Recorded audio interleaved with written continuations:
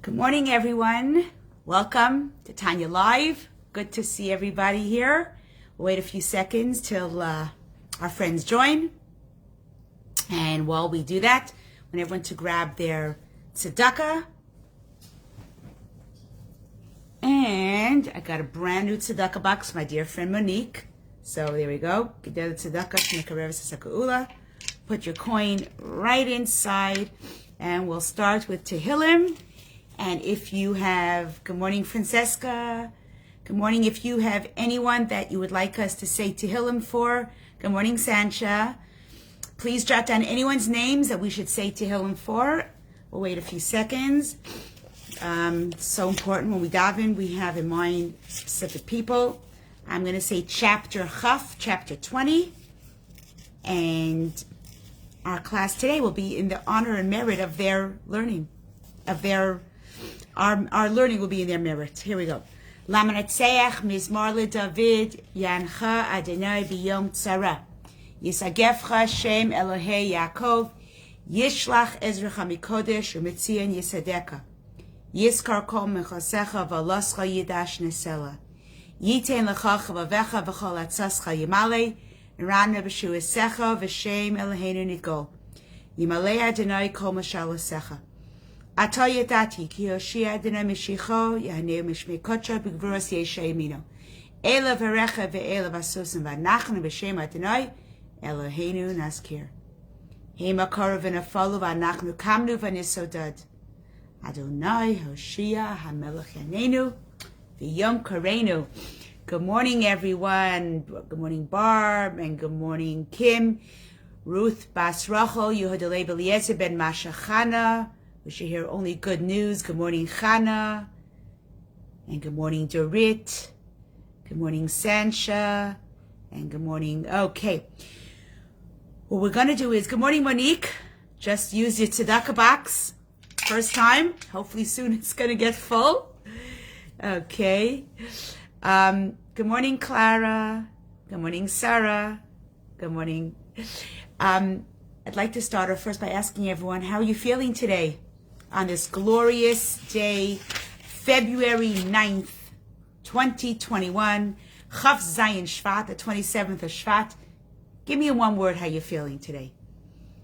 If you're in quarantine, if you're feeling good, if you're not, if you're at work, if you're working from home, if you sent off your kids, if you haven't sent off your kids, what's your feeling like today? Before we get started, I just need to sense the mood of all of us who are learning together with this Chavrusa online. Oh, Francesca's giving me a thumbs up and a great big smile. Is that because you live in Italy? Okay, Chana, good morning. You're feeling grateful. Okay, let's see. Someone here says, Dorit says she's feeling like a homeschool teacher. Yes, you are a hero for that.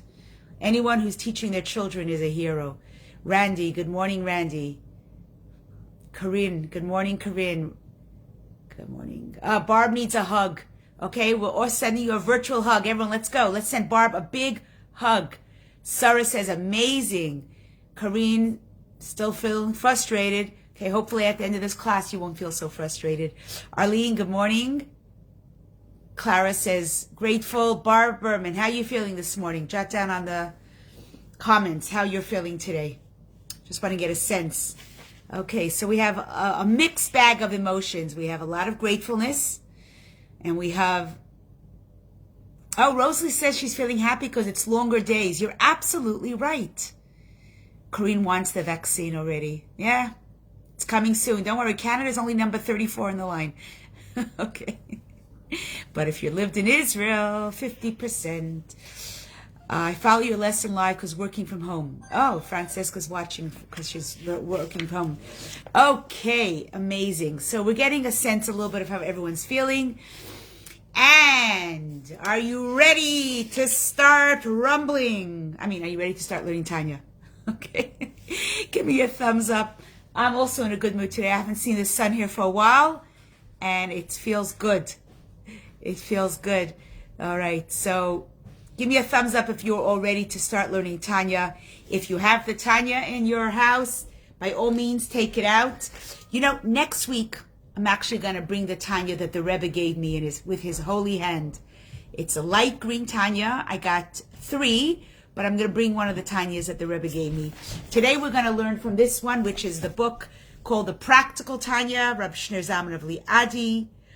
And it's called The Book for the In-Betweeners, adapted by Chaim Miller, a rabbi in England, an Oxford student who turned and became a rabbi.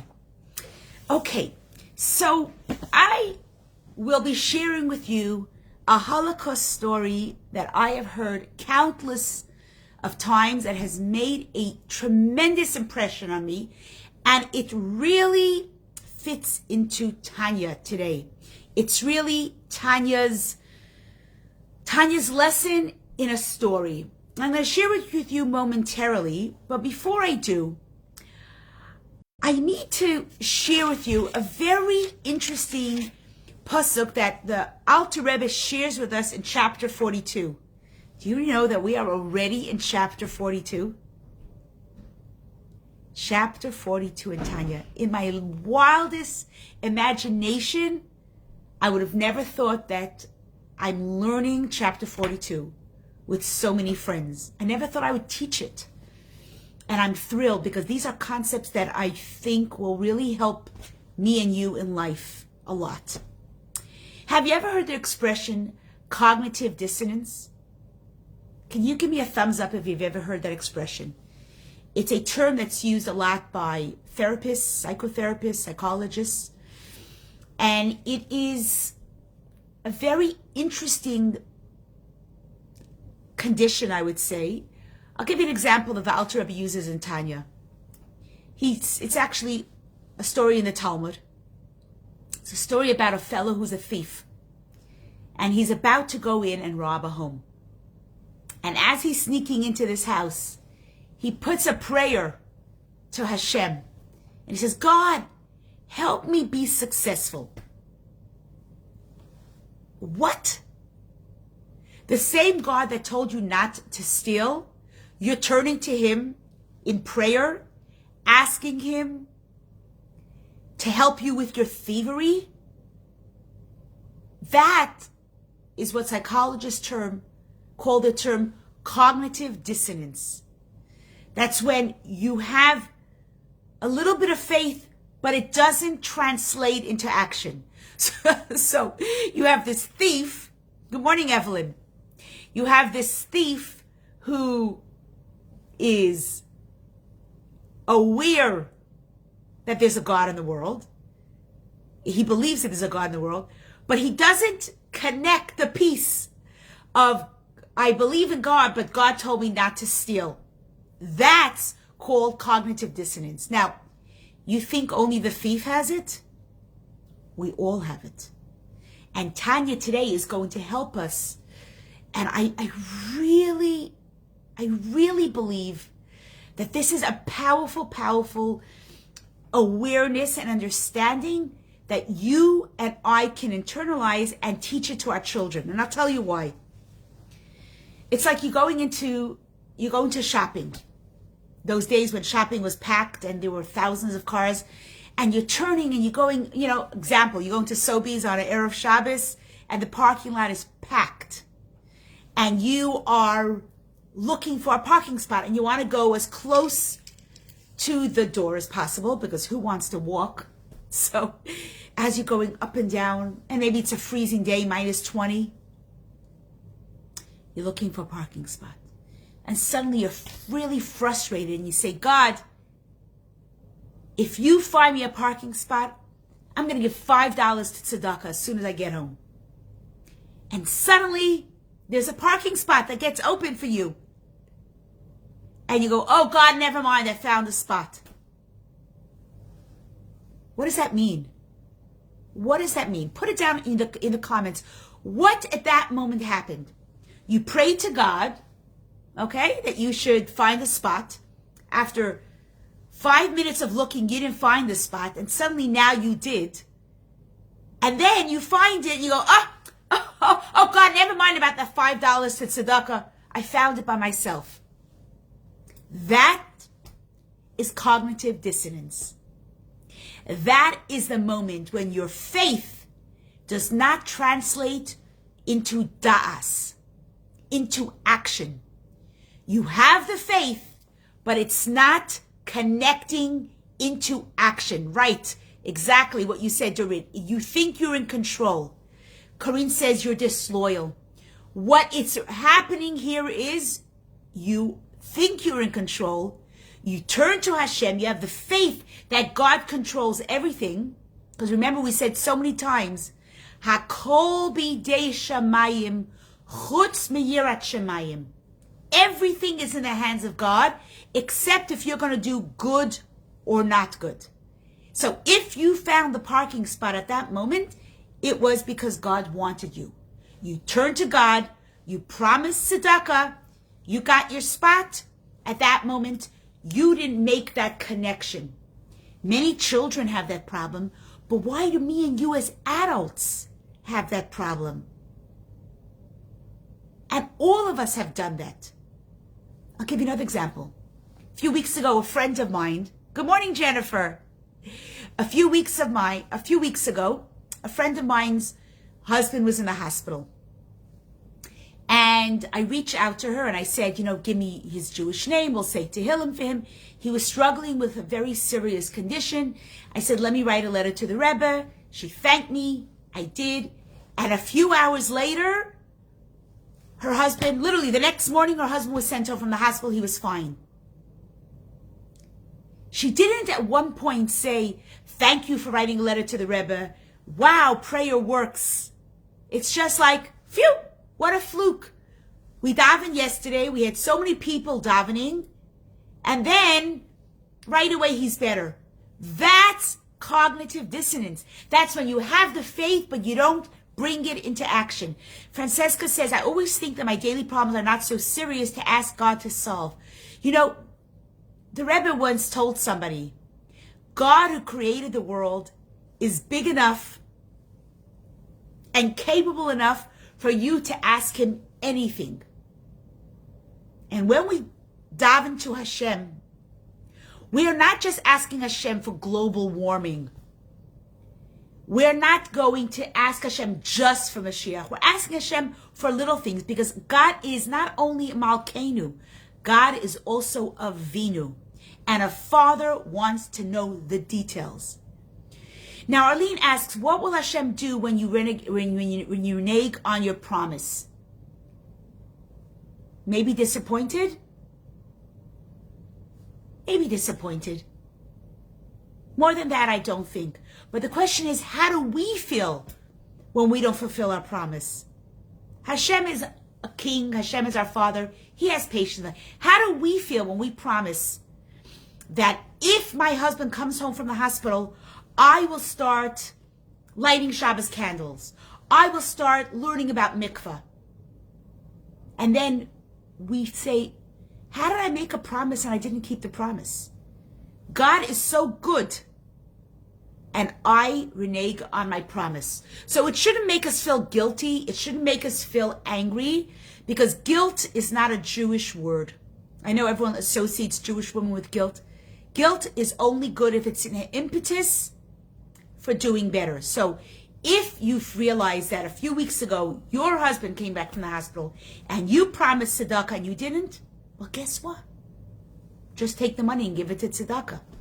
If you said that if this happens, I will start lighting Shabbos candles and keeping a complete Friday night the way it's supposed to be, and you've not done it, start. It's never too late to start learning Torah. This is Rabbi Akiva's song. It's never too late. Just start. But to remember that the da'as, it's very interesting. It says, Adam yada et Chava. Adam knew Chava. What does it mean he just knew? He just knew about Chava? That we just know there's a God? Is it good enough in your relationship that you know you love your husband? Or does it have to come into action? How many couples say to each other, love you, honey, love you, but they don't show it. It's not in action. It doesn't have day-to-day ramifications. It's Buzik Eifem Pipachik. Okay. What if our love to our spouse is just in words or just in faith in your heart, but it doesn't translate into action?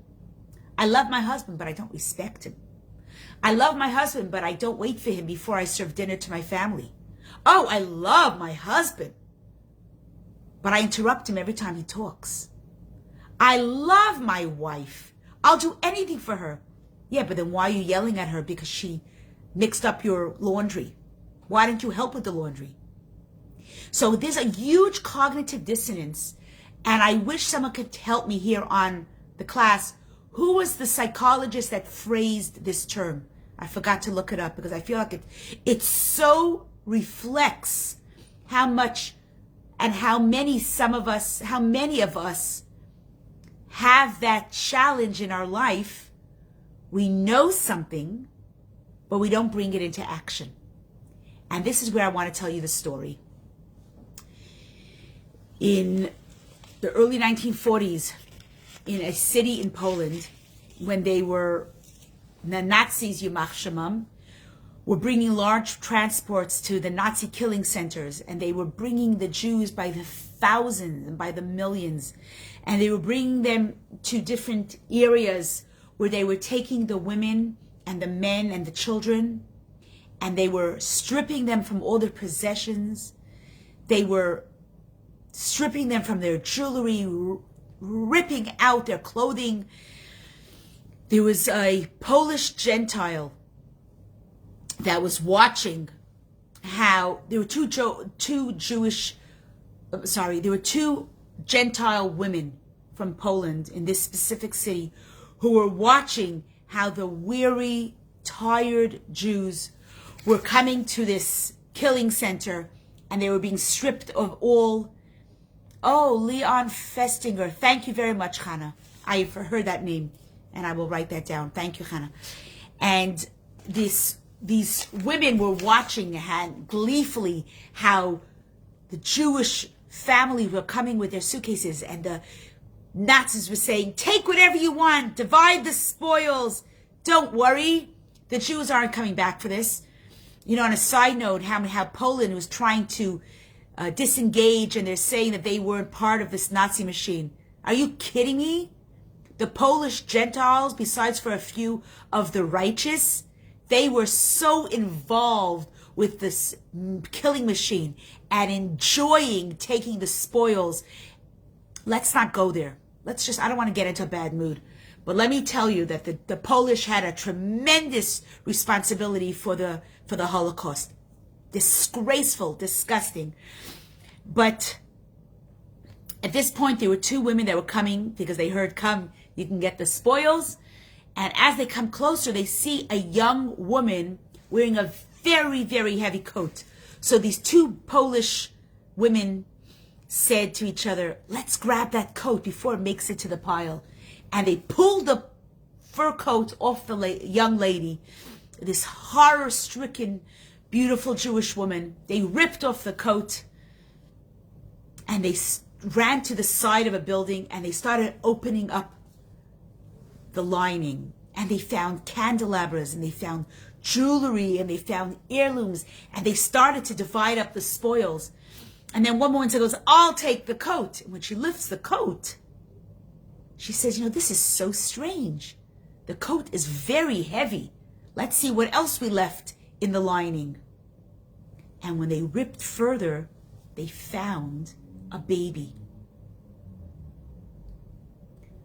One of the women says to the other, I'm already in my mid-40s.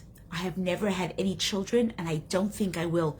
You could take all of the spoils, take whatever you want, and I will take the baby. And it was a brand new baby. I will raise this child as my own. And the other lady goes, fine, I've got a few kids of my own, who cares? And the two women parted ways. This Gentile Polish woman raised the child as her own, never told her she was Jewish. never ever revealed the identity of her parents. And this child grew up thinking she was raised by these Gentile Polish parents. And so she was raised, she had good schooling, she had a good home, she excelled in her schooling, went off to university.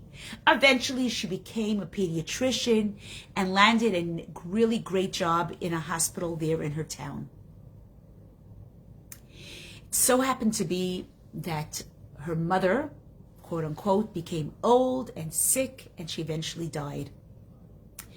The day after the funeral, she gets a knock on the door, and a very old woman walks in, and she goes, "Do you mind if I visit you? I know you just lost your mother. I'd love to tell you something." She says, "Sure." She goes, "You know, I love to repeat stories that I've learned firsthand. I'm going to share this with you." She goes, "Over 30 years ago, your mother and I were standing at a platform where Jewish families were coming to be taken to Auschwitz. Your mother and I, I'm embarrassed to say, saw an opportunity, and we were told to come and grab as much jewelry and gold and silver as we could. And we did. We saw a young woman. She was wearing a beautiful coat, and we grabbed the coat.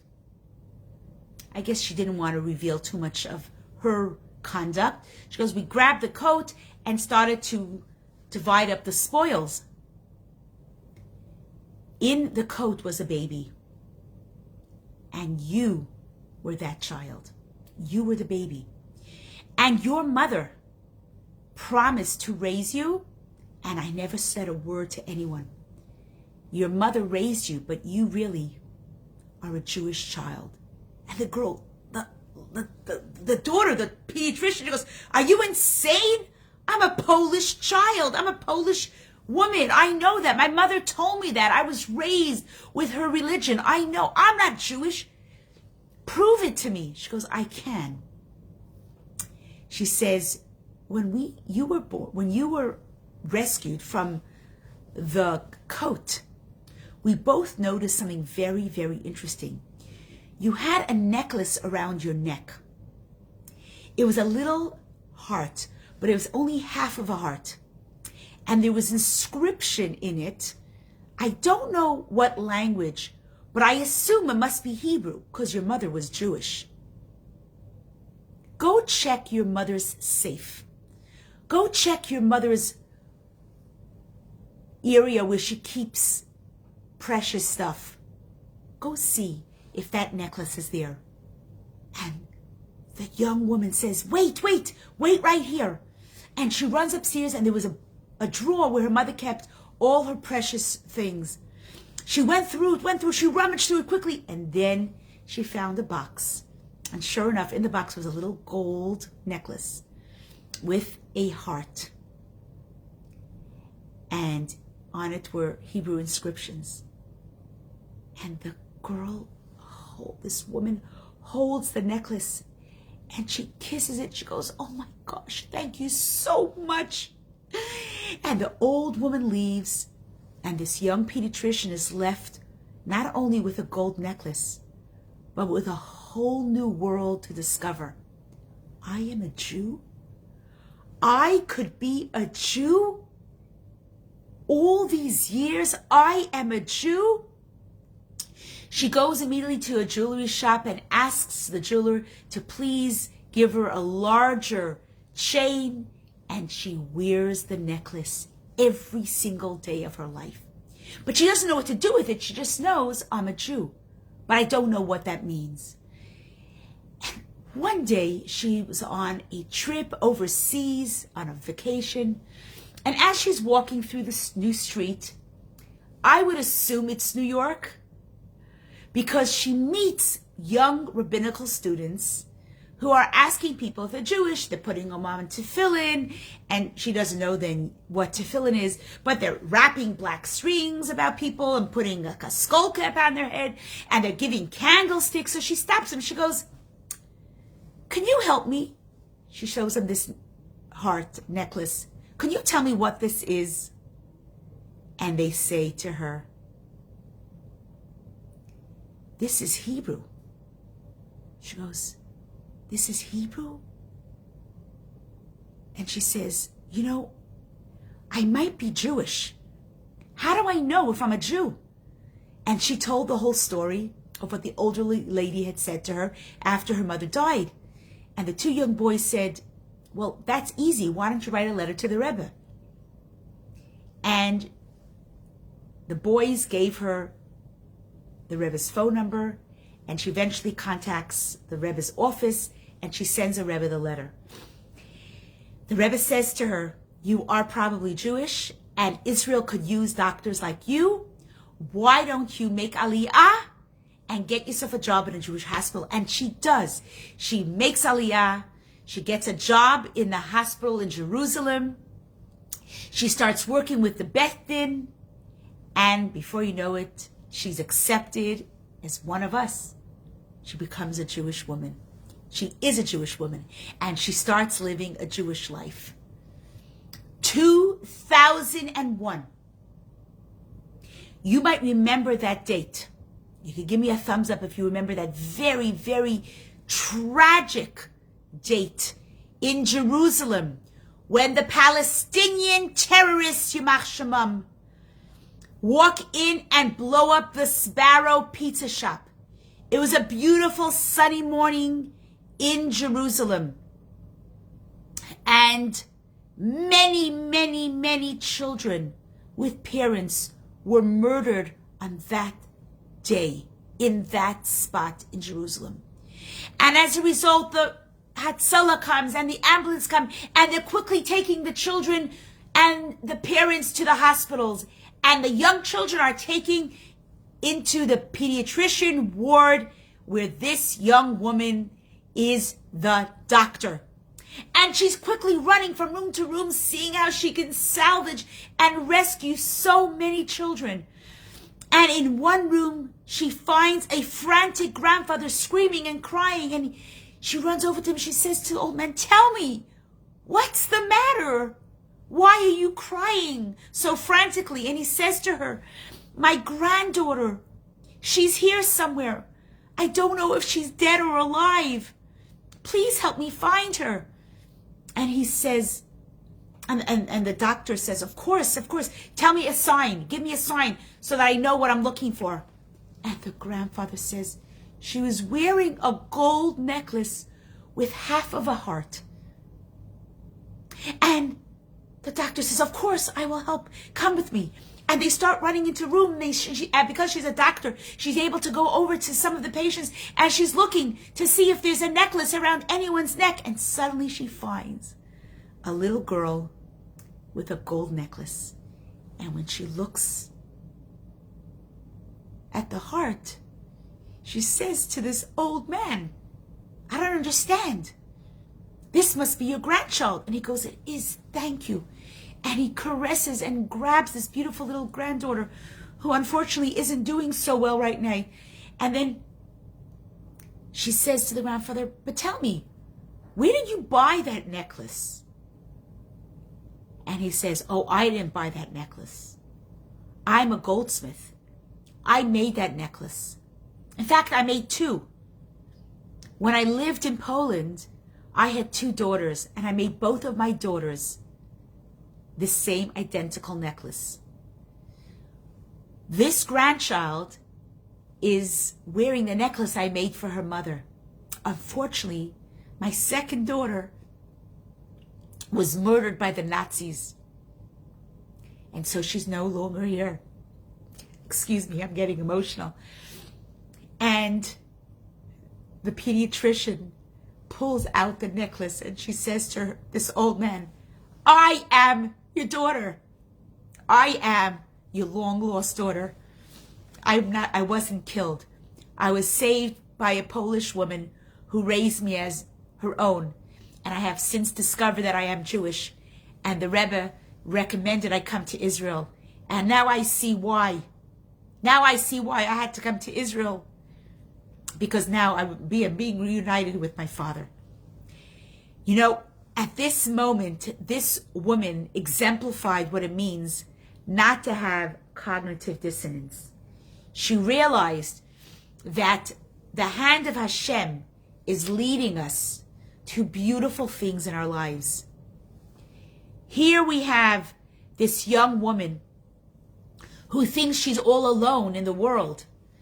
And through writing a letter to the Rebbe and through Hashgacha Pratis of God forging her footsteps to Israel and allowing her to go through the journey of discovering her Judaism, she eventually got married to a Jewish man and started a Jewish family. Realizing the hand of Hashem in your life, that's what Tanya in this week's chapter 42, teaches us. It's the value of taking that da'as. You have that awe that we spoke about last week. We have love and awe to God. But taking that awe and that respect and then putting it into action, that's what this chapter is teaching us. And I'm going to read you a pasuk that the Alter Rebbe quotes in chapter 42 of Tanya. The Alter Rebbe says like this: what am I asking? Oh, let me make sure I have the right page because we're in chapter 42. So the Alter Rebbe says, he's quoting a pasuk in Deuteronomy, and he says, what is Hashem asking of us as Jews? Easy question. What is Hashem asking of us Jews? So he says, the only thing Hashem is asking that we should, I am trying to find it in Hebrew, but I don't know where it is. Okay. Hashem is asking of us to have awe and fear of him. Now, is that only thing Hashem is asking? Is that so simple? For those of you who learned last week, we learned about awe. That's the respect, that's reverence. Tell me in the comments, do you think this is something easy? That the Alter Rebbe is saying that Hashem is telling us, all I'm asking from you is to have fear for him, to have awe. Is that so easy? I need to have your comments.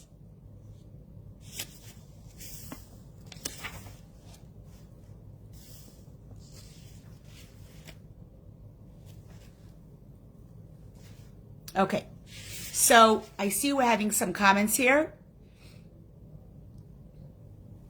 Okay. My question to you is, how do we understand this request from God that all I'm asking is liyira, to have awe of him? Va'ata Yisrael, ma Hashem Elokecha shol mimcha, ki im liyiras es Hashem Elokecha. Now, O Israel, what does God your God ask from you? Only that you revere God your God. Is reverence such a small thing? Doris says it's a fine balance. Corinne says it's a big commitment. Thank you, Hannah. So what is it? Is it easy? Well then, maybe for Moses it's easy because Moses is the one that said that pasuk in Deuteronomy.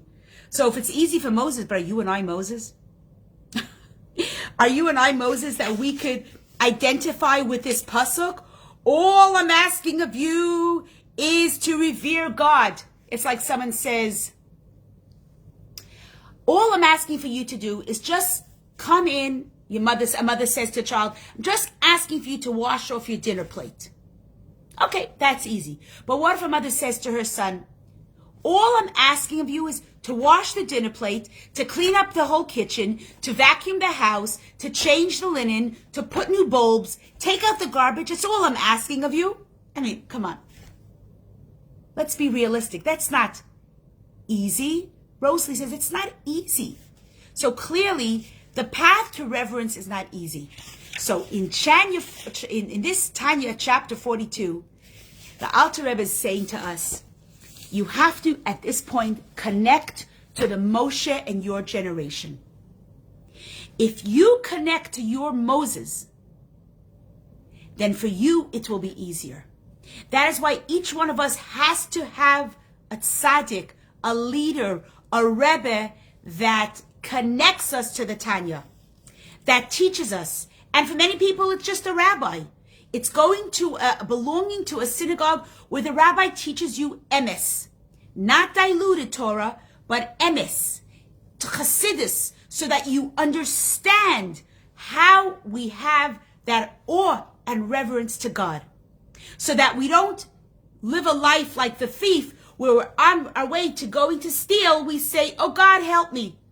Or we don't walk to a shopping center, and when we find the parking lot, we say, oh God, never mind, I found the parking lot.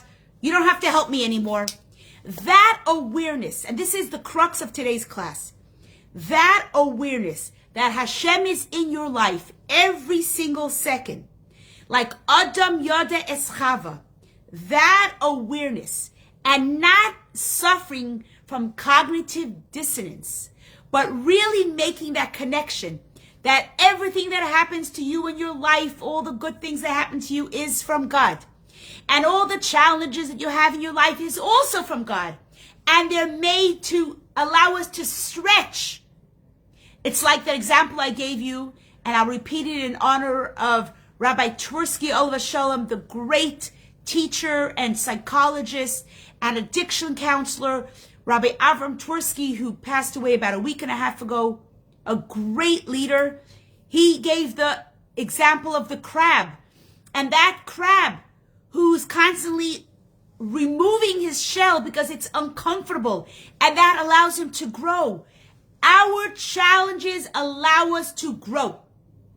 And without our stretches, we will be the same child, and we will never reach our tafkid, our purpose in this world. So, of course, we ask Hashem to send us revealed goodness. But when you have a challenge, don't curse at it, but accept it as an opportunity to grow, to become a larger lobster, so to speak, realizing that Hashem is in your life every single day. When good things happen to you, say thank you. When you pray and your prayers are answered, say thank you. When you make a promise to Hashem and He does something good, say thank you. That is the crux of chapter 42. Being aware of all the good things that happen into this world happen because Hashem is allowing this to you. And yes, Francesca, I love this teaching too, because I feel it really, for those people that have so much faith, but it doesn't come into actuality. You know, I'm a Jew in my heart. Well, so does a hard-boiled egg have a golden heart. We have to be able to bring it into practice. Take the Torah and bring more of it into your daily life. Exactly. Faith and Das are complementary. Friends, it's exactly this class. Faith and Das, because faith without bringing it into actuality is just, for example, okay? How many people go onto an airplane and they're worried?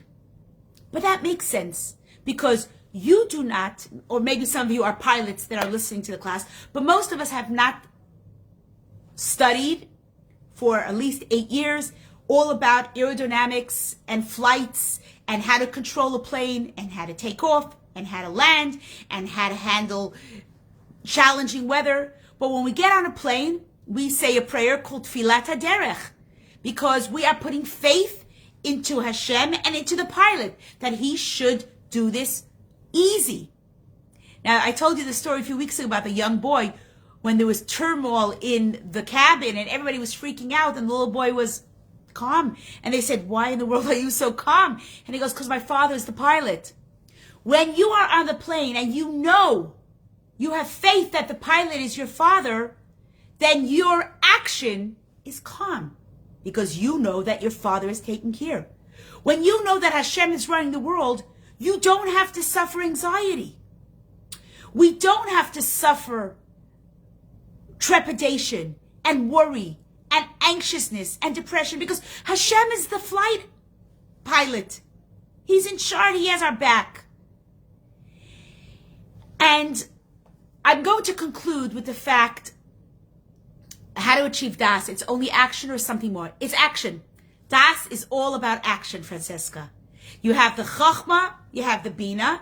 So you have the awareness and the understanding, right? The chachma binas. But you don't have that da'as, which means it has to become action. And when you have action, then you know you have the chachma bina. And then you know you have the faith. That's an excellent question. So this past week, I was on a virtual kinnis, on a virtual conference. So, Arlene, you say, you say, tell it to your body. So that's what meditating in the morning on your morning prayers does.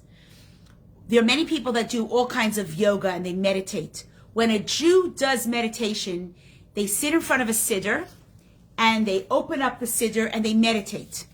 And it depends on how much time you have. Some of us have, during lockdown, we have more time. So take a siddur that's in English, or take a prayer class. I know that our shul offers a prayer class run by Esther Gitlin every Monday morning. You could check the Chabad Markham website and you'll find out. When you learn with her the tefillah, the prayer, then you'll know how to meditate. And when you meditate, that will calm your body, that will relax your body. And those meditations, whether it's the Moda'ani meditation or whether it's the Shema meditation, that will be your ammunition to help your body relax. When you relax, that will actually help you with your anxiety.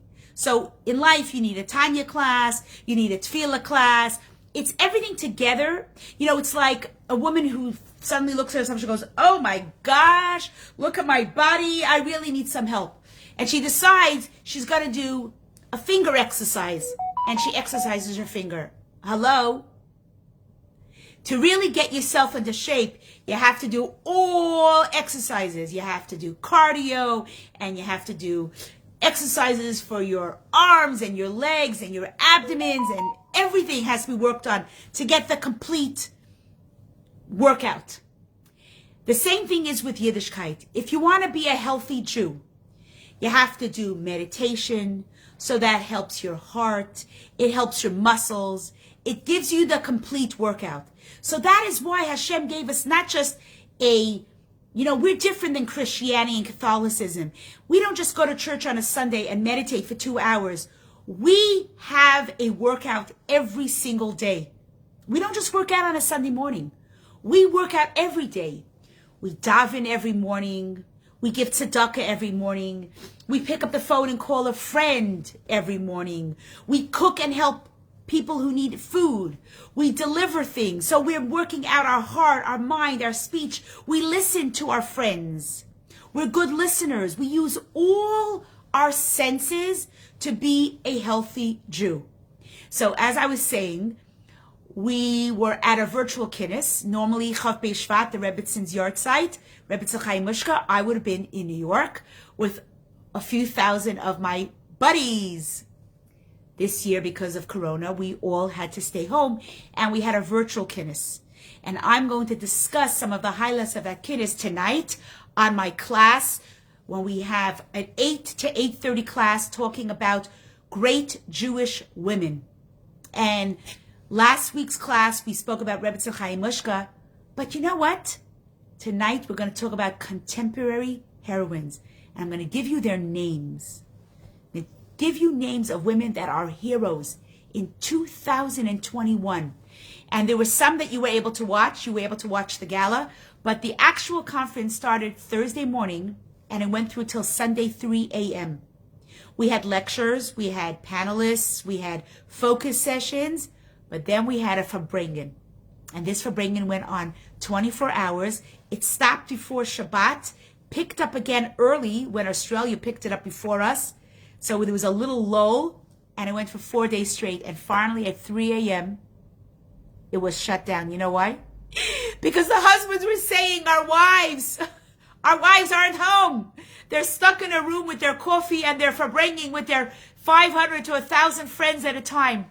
So I'm inviting you all to join me at 8 o'clock tonight. If you need to know the class, I'm going to put it in the comments, the Zoom number, and you'll be able to reach us. And you'll be able to And actually, it would be nice because I'll be able to see your face. So wishing you all a great day. Take care.